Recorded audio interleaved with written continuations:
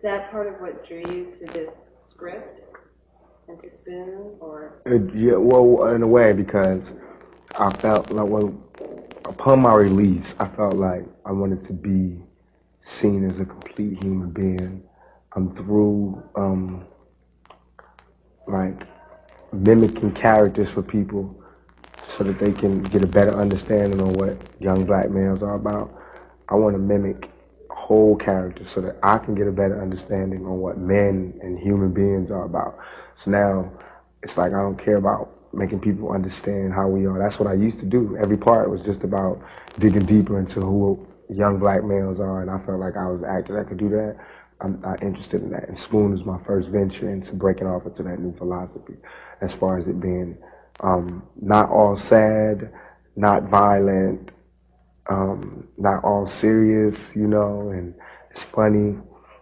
To somebody who just hears that I'm a heroin junkie, they'll think, oh, it's just the same thing. But that's part of the love that I'll get when I see them see the movie and they go, oh, you know, and then it's a heroin addict like you've never seen. It has so much, well, it's really got a lot of realism in it, because, I mean, in real life, you're in a horrible situation, something funny happens, yeah, and it's still funny. Yes, and that's what I like. And we're like, it's like, we always joke, me and Tim, that it's an action movie. We're action stars now. We running and stuff. And if you look at us, we look like the two most unlikely action stars in the world. It's always like we always joke like we're the new Danny Glover and Mel Gibson. I'm the Mel Gibson, he's the Danny Glover.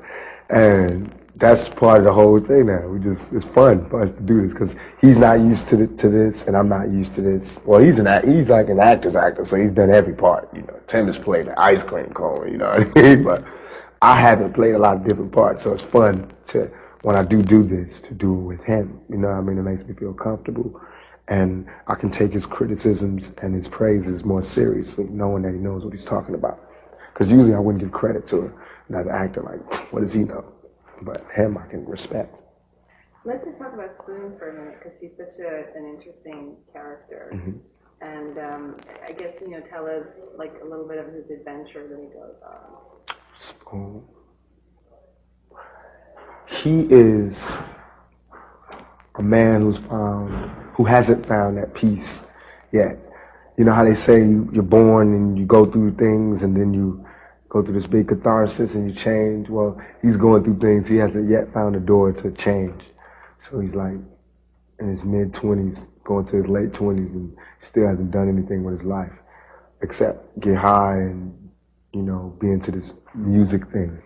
So, and he's always been like I got to take things from this person, take things from that person. But with Stretch, he's given. It's like I'm his guardian.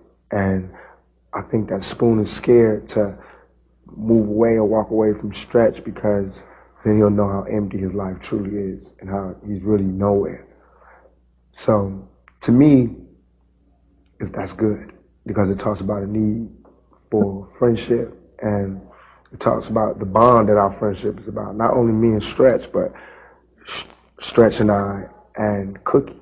You know what I mean? The bond that we all share. So that's what I think is deep about that shit. That is really well explained, because Spoon is the one that decides that you guys should quit. You know, no. And you keep like pulling and Stretches back to mud and getting into trouble. He represents euthanasia, you know, to die slowly, to die painlessly. You know what I mean? That's his character is euthanasia, and my character is reality, because I don't want to die. So when it comes to that point where we get to the door where we either die, you know, we got to take that big chance. Stretch has no problem taking that chance because he feels as though he's already dying. So it's to die slow, you know what I mean? It's to die painlessly. Whatever fun we can have on the way is what he wants to do. Whereas with me, it's like I don't want to die.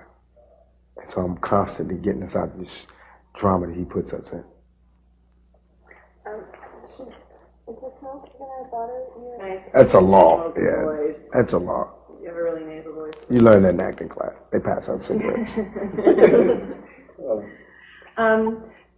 I know you've done some acting before, you know, like 3 or 4 movies. Was it something that always interested you? Was it like a natural outgrowth of performing? I believe rap is like more like it's like performance music.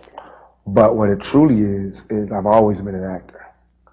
And rap music, the reason I've been successful in the rap game, I think, is that I treat my albums like movies, and I treat writing it like I'm a character writing a story, you know, for each album, whatever I'm going through, whatever stages I'm going through. And I do it vividly with vivid pictures, with action and description and a beginning, middle, and an end, and conflict and, you know, redemption and things like that. So I feel like I've always been an actor, and acting is my first love. I went to school of performing arts. I studied. I wanted to be an actor.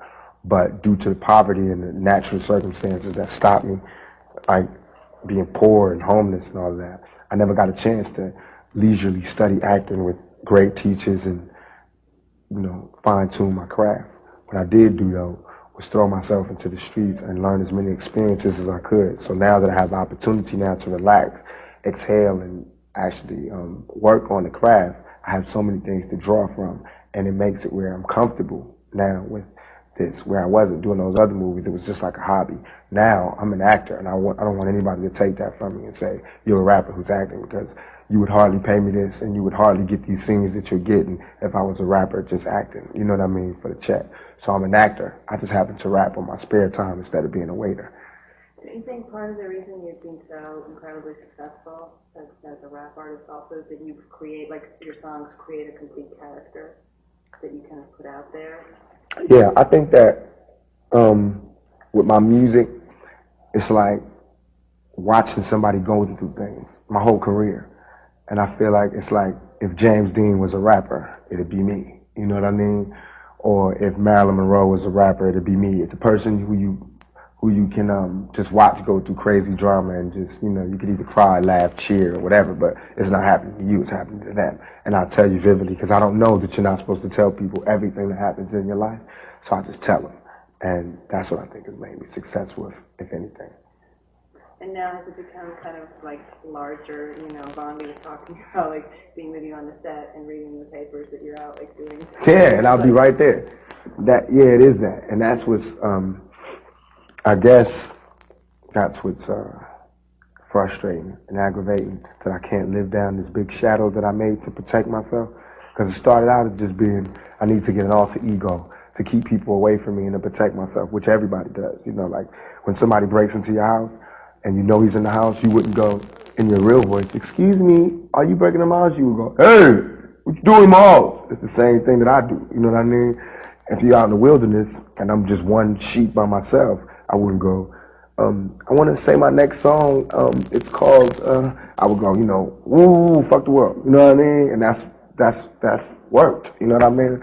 And not that it's like a total facade, it's me, but it's just blown up. And what the media does is, if you ever want to see anger, just he's the best actor in the world, and he'll show it to you. So that's what they do, and make it look like I'm just any guy in America when I'm an actor who's just playing this part so well that I look very angry. You know, not that I'm such a great actor, but anger is easy. Everybody gets mad.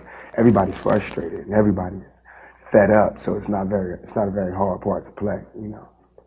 No, you created like something that was like.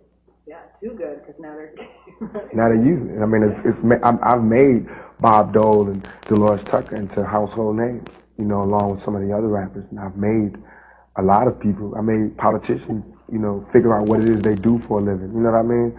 And that's good in a way, but it's bad in a lot of ways. We always wanted to spark debate. We always wanted to be noticed, but never wanted it to be this way.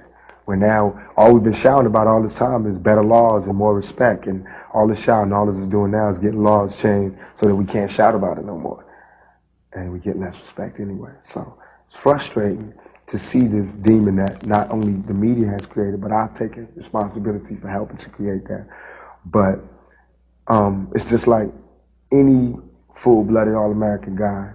When you're in high school, you're the party animal, then you want to grow up. But what if you was in high school all your life and nobody wanted to see you go from the party animal to the student or the scholar? You know, it's just too much fun, because what it is they don't have a party animal who's as good as I am, who's as articulate and fun to watch and charismatic. You know what I mean? That's what they actually say, and that's how they actually feel. It's not me jocking myself, but that's how they feel. It's like, oh, he's the best villain, because at least we can hear what it is we don't like. He's saying it clear, but if you thought about it, I'm hardly the villain. I'm hardly the one you should be scared of. It's the guy that can't talk. It's the guy without a job. It's the one with scars on his face, not the one clean cut. You know what I mean? You should be worried about a lot of other things, but not me. James.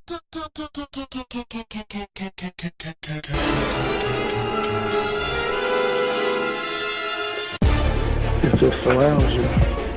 It makes you depressed, you know? So I gotta rap about it. And that's one of the bad things about the game is when you get large, even your friends will turn against you, But I mean, how real is your fact that people constantly come and want to Oh, yeah. I mean, that's real. I mean, I think about that every day. You're listening to DJ Red on When I Beat. die, fuck it, I wanna go to hell. Cause I'm a piece of shit, it ain't hard to fucking tell. It don't make sense going to heaven with the goodies dressed in white. I like black Timbs and black hoodies. God'll probably have me on some real strict shit. No sleeping all day, no getting my dick licked. Hanging with the goodies, lounging in paradise. Fuck that shit. I wanna tote guns and shoot dice. All my life I've been considered as the worst. Lying to my mother, even stealing out a purse. Crime after crime, from drugs to extortion. I know my mother wish she got a fucking abortion. She don't even love me like she did when I was younger. Sucking on her chest just to stop my fucking hunger. I wonder if I died, would tears come to her eyes? Forgive me for my disrespect, forgive me for my lies. Nah, you wouldn't understand. Death is fucking calling me. Nah, you wouldn't understand. Death is fucking calling me. Nah, you wouldn't understand. Death is fucking calling me. Nah, you wouldn't understand. Death is fucking calling me. Murder, my mind's preoccupied with homicide. Trying to survive, crime rate, dead bodies and block parties. Those are lucky bastards. Gunfire, now they require many close gas. Who can you blame? It's insane what we did do. Witnessing evil that these men do. Bitches sin do. In fact, they be the reasons niggas get the bleeding. Look up and buy when I leave them. You should have seen them. Boston rules catch elbows. The phones dispose of. And snitches get dealt with no love. Body bags are adversaries that I had to bury. I broke the law and they jump all in the same breath. But never worry, they'll remember me through history. Causing motherfuckers to bleed. They'll label me. Nah, you wouldn't understand. Death is fucking calling me. Nah, you wouldn't understand. Death is fucking calling me. Nah, you wouldn't understand. Death is fucking calling me. Nah, you wouldn't understand. Death is fucking calling me. I swear to God, I wanna just slip my wrist and end this bullshit. Throw the magnum till my head threaten to pull shit and squeeze until the bed completely red. I'm glad I'm dead. I want this fucking Buddha head. The stress is building up. I can't believe suicide's on my fucking mind. I wanna leave. I swear to God, I feel like death is fucking calling me. But nah, you wouldn't understand. You see, it's kinda like the crack with the poop and New Jack, except when I cross over, it ain't no coming back. Should I die on the train track like Ramo and Beat Street? People at the funeral frontin' like they miss me. My baby mama kissed me, but she glad I'm gone. She know me and her sister had something going on. I reach my peak, I can't speak. Call my nigga cheap, tell him that my will is weak. I'm sick of niggas lying, I'm sick of bitches hawking. Matter of fact, I'm sick of talking. Nah, you wouldn't understand. Death is fucking calling me. Nah, you wouldn't understand. Yeah. Yo, what's all of that? I remember about what the thing. Ow! Death is fucking calling me. Nah, you wouldn't understand. Alright, Puffs, you gotta call like. Yes, I really do. I think somebody was trying to kill me. I was waking up paranoid. I was really scared.